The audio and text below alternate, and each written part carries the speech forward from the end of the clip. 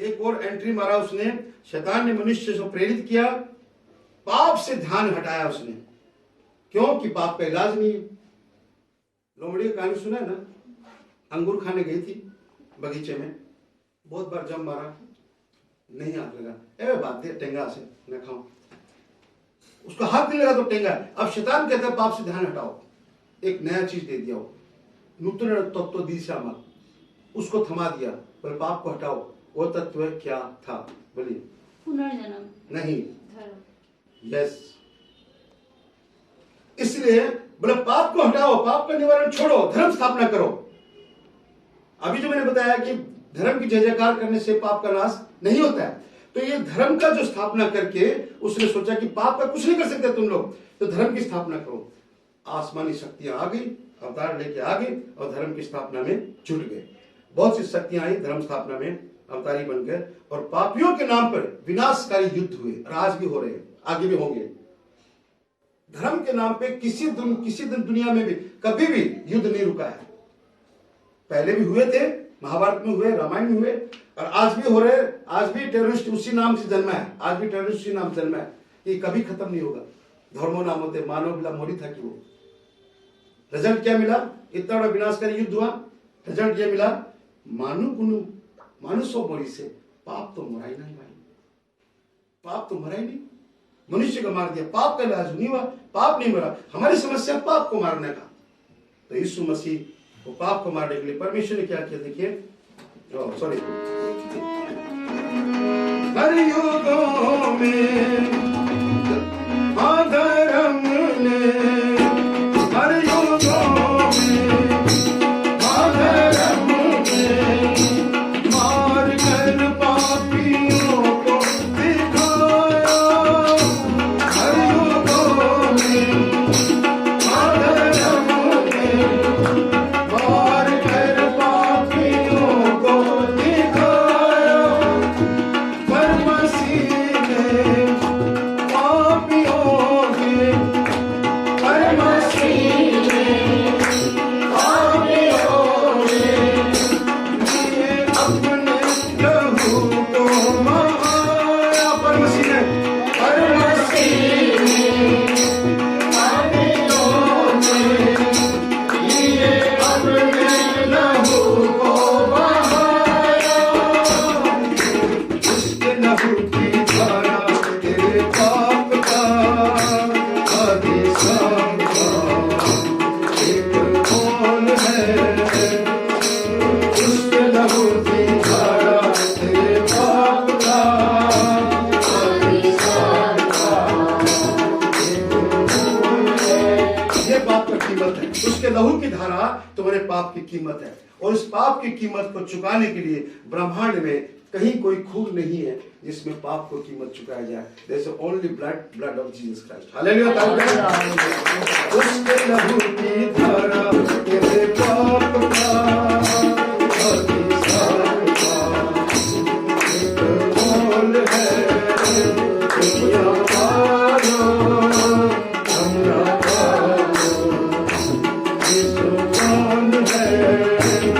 जरा जान लो, जान लो, यीशु कौन है?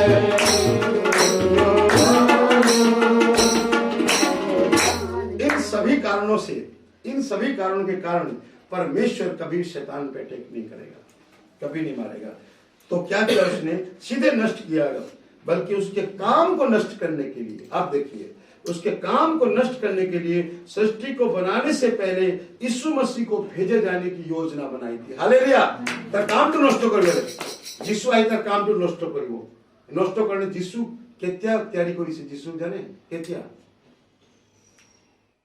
केत्या अभी तो बोला मैं, सृष्टि के बनाने से पहले, सृष्टि के बनाने से पहले यीशु को सोच लिया था उसने। परमेश्वर की योजना बहुत अद्भुत है। मानो पापत जाबो, शैतान अंडत आई जाबो, तेत्या मैं निजे आहिम, निजे शरीर रही दुनिया में आहिम, और निजे मैं पापर कीमत चुकाऊं।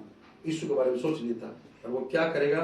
1 जॉन 3:8 में कहा है कि यीशु मसीह आया उसके शैतान के काम को नष्ट करने के लिए। हालेलुया। ताली बजाएं इस बात के लिए।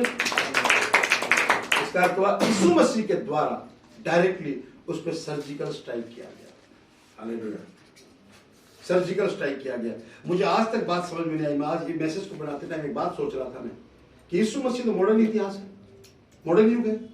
तार आगे तो गौतम बुद्ध आसिले, ताकि उसको अलेक्जेंडर आसिले, इनका सबका हिस्ट्री में सब रिकॉर्ड है, पाठ्यक्रम में सब आता है। जीसस का क्रूस की बातें पाठ्यक्रम में क्यों नहीं आती? यहां भी शैतान रोक के रखा है। जीसस के क्रूस की बात पाठ्यक्रम में क्यों नहीं है? तो करंट हिस्ट्री है, 2000 साल पुरानी बात है, नहीं आ रही है। ये भी शैतान की योजना है। इसका मतलब वो जो सर्जिकल स्ट्राइक है ना, गोपनीय आक्रमण है, वो गुप्त आक्रमण था। सब लोग नहीं समझेंगे। कौन समझेगा? हम विश्वासी समझेंगे। तो ये गोपनीय आक्रमण किया। यीशु ने परमेश्वर के प्रोटोकॉल को कभी गोपनीय क्यों है, सीक्रेटली डायरेक्ट क्यों नहीं मारा? क्योंकि यीशु ने परमेश्वर के प्रोटोकॉल को कभी छेड़ा नहीं, कभी डिस्टर्ब नहीं किया प्रोटोकॉल का। उसका प्रोटोकॉल में क्या था? मैंने बताया, शैतान को छूट थी, तो यीशु मसीह ने उस पर आजमाने को मौका दिया कि नहीं दिया? यीशु मसीह को आजमाया ना उसने, शैतान ने पूरा आजमाया, पूरा टेस्ट किया, क्योंकि उसको छूट है, वो छूट उसको गारंटेड है, तो उसको आजमाया। इतना ही नहीं, यीशु पर घात करने के लिए शैतान को इतनी छूट दी कि शैतान ने यीशु मसीह के ऊपर अपने सारे शस्त्रों को, सारे विपन, सारे हथियारों को यीशु को घात लगाने के लिए डाल दिया। क्या क्या विपन थे, क्या क्या हथियार थे उसके पास यीशु को तबाह करने के लिए, यीशु को मिटा देने के लिए? क्या क्या शस्त्र थे? पहला शस्त्र, इंपॉर्टेंट शस्त्र, सबसे बड़ा विपन कौन था? जुदास। जुदास, उसको उसके साथ रहने वाला आदमी, यीशु के साथ रात दिन रहने वाला, वो आदमी उसकी गवाही दे रहा है खिलाफ। सबसे बड़ा शस्त्र उसको इस्तेमाल किया शैतान। जुदास ऐसे नहीं था, उसको शैतान घुस गया उसके अंदर में, पूरा घुस गया। शैतान कर रहा है सारा काम ये। और दूसरा शस्त्र, धर्मगुरु, प्रधान याजक, पुरानिये, उनका यीशु के प्रति बहुत विरोध, रोष उत्पन्न हो गया।